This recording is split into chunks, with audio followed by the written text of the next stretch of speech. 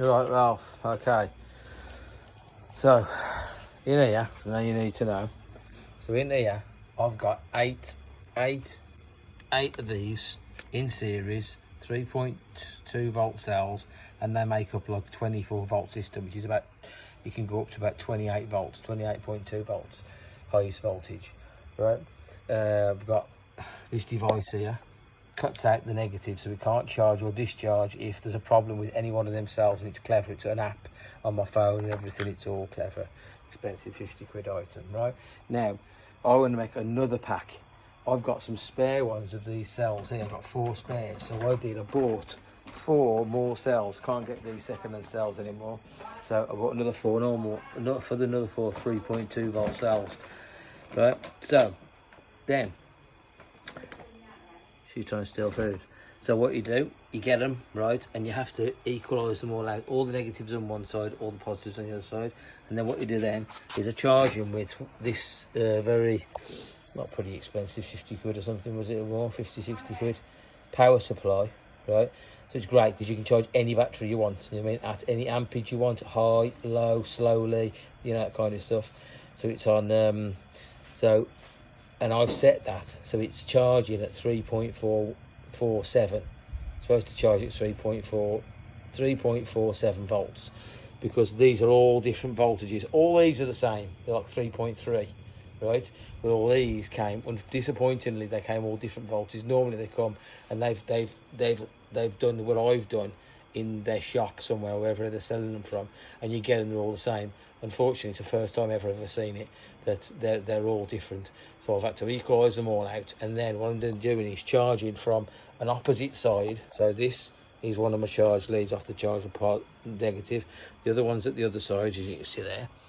So I charge it diagonally across, so it won't. If I charge at one end, it charges all these ones. So you do it either side, and then I've set a charge voltage to 3.47. It's at 3.41, so it thinks it's at 3.41, but they're all equalising out as well. When you put this is interesting, if you put this on, so we've got DC amps, when you put this on here, so what I've done, I've linked them all up, but then I've also put an around and an around there on its own, so you can see, sorry, I've got to put it onto amps, I don't know, you dickhead. Right, so you put on there, you can see amps flowing. You can see, like there between just this pack here, there's 4 amps flowing, right, out of, these are at 3.3. You know, I couldn't tell you what these are, I can't remember, but you know, the amps are flowing around, you know what I mean? 4 there,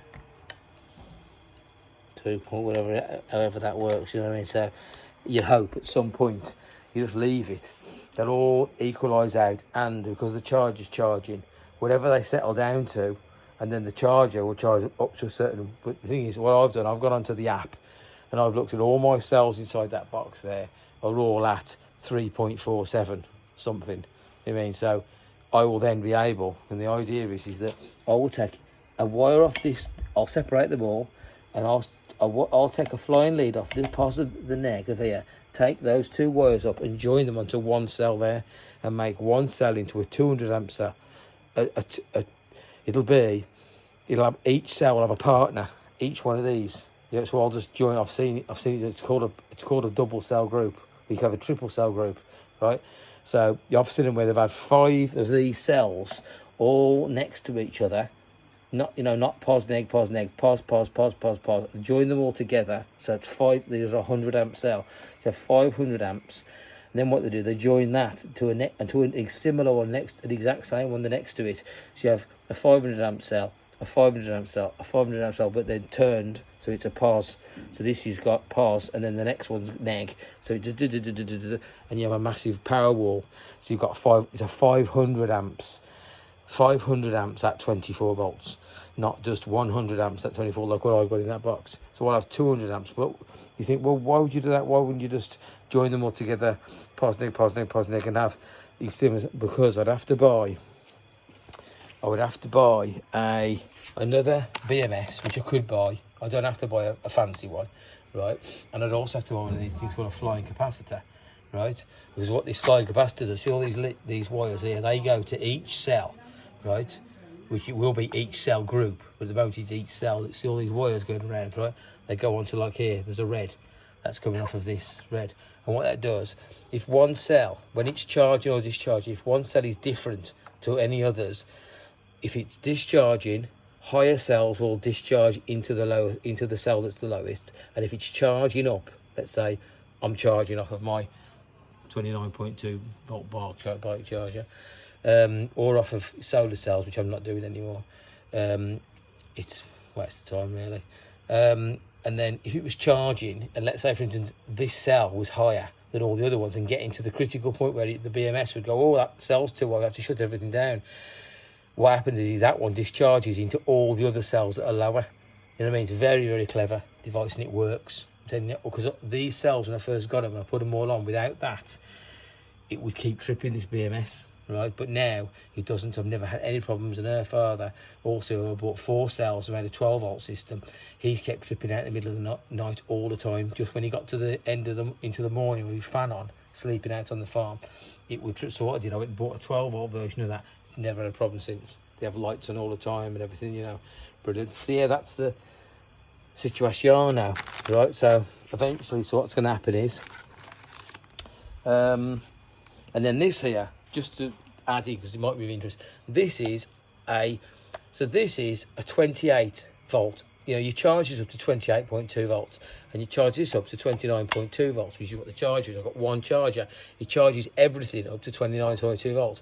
But with this BMS here, this clever, I think it's called an intelligent BMS from Dali, right? I can set a point at which this whole pack here, which it's looking after this pack here inside the box, not that one. That one's been looked after by its own little dumb BMS, right? Well, this one here will cut off at whatever I want it to. So I've got it cutting off at 28.2 volts. So when it's charging up, it charges both this battery pack and this battery pack at the same time. When this one gets up to 28.2 volts, this BMS shuts the charging down, not the discharge, just the charging. How they do that, I don't know. They shut the charging down, and then they do it with diodes, I'm assuming. And then this battery charger carries on charging the 29.2 out, and when the 29.2 arrives, that charger looks like that, charged, green and red light on together. That's it, you know. So yeah. So I will have in there a double cell group, but I won't actually have I won't have the cell inside there and one of these cells added to it. I'm going to actually put them on flying leads. I'll just put the flying leads over. So this, from this pos and this neg, goes straight onto the pos and neg of another cell. I need to have a partner, and I'll have them outside, you know, because they're different size. Because I can't do anything with these 4. And plus, I just don't want to take all that apart again. Because what you have to do with these is you have to clean with a Brillo, right? Or you have to make everything super clean before you put them together. I had big problems with that because the voltage. Because obviously these would all be in series. If this was a normal 24 volt pack, it would all be in series. So you need to have everything perfectly clean. Because if you don't, you just have it breaking down all the time, you know.